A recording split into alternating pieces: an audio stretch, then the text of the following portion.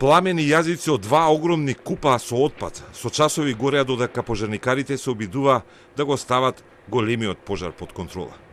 Гореа лимови остатоци од стари автомобили на отпадот во близина на Везбегово.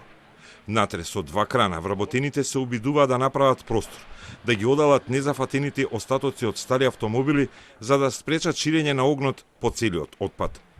Каросери и шофер шајбни пукаа под огромната температура, што можеше да се слушне и во јавувањето во живо на пладневните вести на Телма.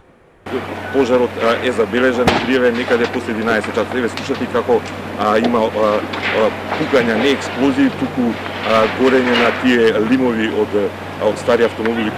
На терен постојано пристигнуваа нови противпожарни возила и нови цистерни со вода. На лице место пристигна и екипи на итната помош. Огнот според МВР бил пријавен во 11 часот и 15 минути. Почнал по електричен спој на машина за мелење на железо. Огнот брзо зафатил од натрупаните стари автомобили. Се ширел брзо, почнала интервенцијата. А многу брзо густ облак чад се подигна од местото и носеше опасни материи во правец на главниот град. Пожарот избувна во непосредно соседство на плацот со хаварисани возила кои изгорелани. Според првичните информации станува збор за истата фирма лоцирана во Везбегово, односно во општина Шуто Оризари.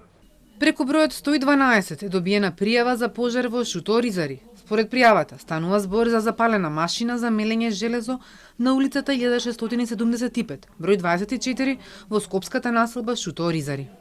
На истата адреса според Централниот регистар е фирмата АСД Метал Груп, која има отпад. Лани во Везбегово изгоре друг плац со отпад на АСД Метал Груп, а во февруари оваа година обвинителството на тројца сопственици управители и на фирмата им поднесе обвинение за загрозување на животната средина и природа со отпад. Градот Скопје нема да дозволи неодговорното однесување и создавањето диви депонии, да го загрозуваат здравјето на граѓаните и животната средина. Секој што го загрозува јавниот интерес мора да сноси одговорност. Но одговорноста за денешниот пожар допрва ќе се бара со истрага, кога огнот ќе биде изгаснат, а чадот веќе го посети поголемиот дел од Скопје. 2 часа откако беше пријавено дека избувал пожар во отпад во Везбегово, чадот ја смени бојата. Од густ црн чад стана сив. Тоа значеше дека пожарникарите успеале да го локализираат и да ги изгаснат клучните точки на пожарот. Но последиците, еколошките, останаа.